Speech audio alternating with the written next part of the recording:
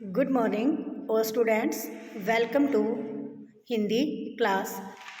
आज हम आपका +1 में अभिव्यक्ति और माध्यम में चैप्टर नंबर 9 करने जा रहे हैं, डायरी लिखने की कला।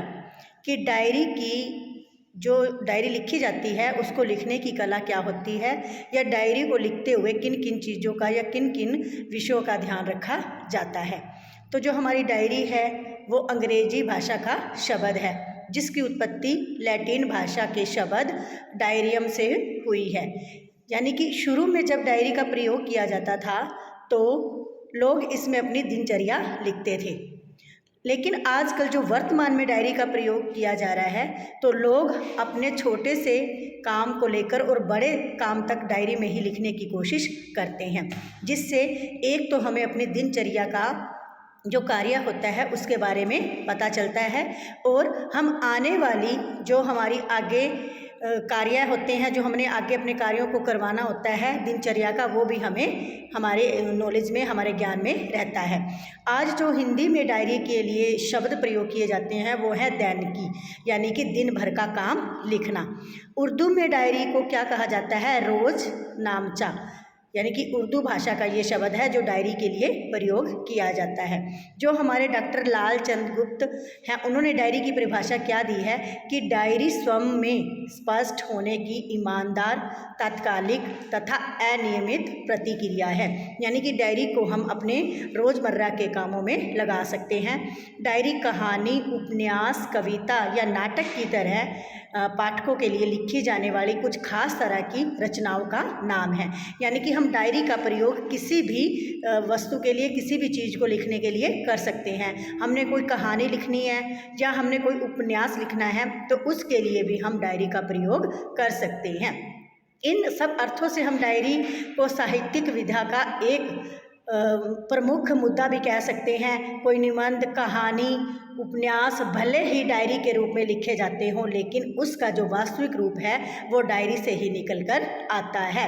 डायरी का अगर सही रूप सोचे तो हम सोचते हैं कि ये हमारी आत्मा नहीं, हमारी अंतर वस्तु की दृष्टि से मानी जाने वाली वस्तु है। डायरी क्या होती है? हमारी जो हमारे निजी स्तर पर, यानी कि जो हमारे खुद के निजी स्तर होते हैं उन पर जो हमारी घटनाएं घटित होती हैं उनकी भी प्रतिक्रियाओं का लेखा जोखा होती है। डायरी को हम व्यक्तिगत दस्तावेज भी कह सकते हैं। डायरी अपना ही संवाद होती है, अपने आप में ही एक संवाद होती है। डायरी लिखना अपने साथ एक अच्छी ऐसी दोस्ती कायम करना होता है, जिससे ये हमारे लिए एक बहुत ज़्यादा आसान तरीका हमारे सामने आता है। यानी कि अगर हम डायरी लिखना शुरू कर दें तो वो एक तरह से हमारे लिए एक दोस्त का काम करती है। यदि आप भी स्वयं अपने साथ दोस्ती गांठना चाहते हैं तो आप अपनी डायरी को लिखना शुरू करें, यानी कि हर रोज़ अपनी डायरी में कुछ ना कुछ पंक्तियाँ लिखनी शुरू करें। अगर डायरी को हम देखें तो जो डायरी का इतिहास लगा लो वो इतना लंबा नहीं है। शुरू से ही डायरी का प्रयोग लोग करते आ रहे हैं किसी न किसी काम को लेकर। अगर हमने घर का भी कुछ कार्य या कुछ काम लिखना है तो हम डायरी का प्रयोग उसके लिए भी कर सकते हैं। ऐसे ही एक यहूदी लड़की है जिसने the diary of on young girl, यानी कि ये उसके नाम से प्रसिद्ध हुई है, जिसने अपनी डायरी लिखी है डच भाषा में, और बाद में उसकी डच भाषा को अंग्रेजी में भी उसका अनुवाद किया गया और इसे प्रकाशित करवाया गया। बहुत सारे हमारे साहित्यकार हैं जिन्होंने अपनी डायरी और अपने उपन्यासों को लिखा। अपने उपन्यास, कहानियाँ लिखने के बाद उन्होंने उसको डायरी का नाम दिया। हमारे बहुत से ऐसे, जैसे हरिवंश राय बच्चन हैं, तो इन्होंने भी अपनी कुछ ऐसी कविताएं लिखी हैं जिनको डायरी का इन्होंने नाम दिया है।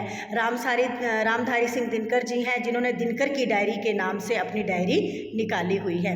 अगर वो इसके साथ ही निर्मला वर्मा हैं, उन्होंने भी अपनी एक डायरी का प्रयोग किया हुआ है। डायरी के प्रमुख तत्व, इसमें डायरी के कुछ तत्व भी माने जाते हैं, डायरी के कुछ प्रमुख तत्व भी सामने आते हैं, जैसे व्यक्तिगत जीवन की झांकी, आत्मनिरीक्षण, ईमानदारी, सच्चाई, आत्म स्वीकृति, तात्कालिक प्रतिक्रिया, पाठ की परिकल्पना से दूर। तो ऐसे बहुत सारे तत्व हैं जो हम डायरी के लिए इनका प्रयोग कर सकते हैं, जो इसके प्रमुख तत्व माने जाते हैं। अगर डायरी को लिखने की बात आई जाए तो डायरी को कैसे लिखा जाता है ये हमारे सामने आता है। डायरी किसी साधारण नोटबुक या पुरानी डायरी में भी लिखी जानी जा सकती है। डायरी में पहले से ही कुछ तिथियां लिखी होती हैं, उनमें हम अपने हाथ से तिथि डाल सकते हैं। ऐसा करने से हम डायरी की जो विषय सामग्री है उसके अनुसार कार्य या उसका प्रयोग कर सकते हैं, क्योंकि किसी दिन भी हम अपनी उस डायरी में 2 या 3 पंक्तियां भी लिख सकते हैं। अगर हमारे पास समय की कमी नहीं है तो हम उस डायरी के 2 या 3 पेज भी रोज़ की दिनचर्या के लिख सकते हैं। डायरी लिखते समय जो सभी प्रकार की बाहरी दबाव होते हैं उनसे मुक्त रहना चाहिए, यानी कि जब हम डायरी को लिखना शुरू करें तो हमारे ऊपर किसी चीज़ का दबाव ना हो। जैसे कि अगर हमारे पास समय कम है तो हम जल्दी में ना करें, अपनी डायरी को आराम से लिखें ताकि अगर कोई उसे पढ़े तो उसे समझ सके, हमारे आचार विचार उस व्यक्ति तक पहुंचाए जा सकें डायरी के माध्यम से। डायरी हमें यह सोचकर लिखनी चाहिए कि किसी और के द्वारा भी, अगर हमारी डायरी हम अपने तक सीमित रखते हैं तो हमें यह भी ध्यान रखना चाहिए कि हमारी डायरी कोई और ना पढ़ ले। क्योंकि कई लोग क्या करते हैं कि अपनी डायरी को सिर्फ अपनी जो जीवन शैली है उसके ऊपर ही लिखते हैं, अपनी जीवन शैली के कार्य उस पर लिखते हैं, तो वो उसे अपनी निजी वस्तु बनाकर भी रख सकते हैं। यह क्या है, आवश्यक है कि डायरी शुद्ध साहित्यिक भाषा में लिखी जानी चाहिए। ज़रूरी नहीं कि हमारी जो डायरी की भाषा है वो बिल्कुल शुद्ध हो, हम अपने लेखन पर इसके विपरीत भी हम अपना प्रभाव डाल सकते हैं। अगर डायरी आपके निजी, जो आपका निजी काम है या जो आपका निजी जीवन का लेखा जोखा है उसके साथ साथ आपके युग में भी प्रवेश करने से संबंधित है, आप अपने जिन अनुभवों को महसूस करते हैं उन्हें भी अपनी डायरी में लिख सकते हैं।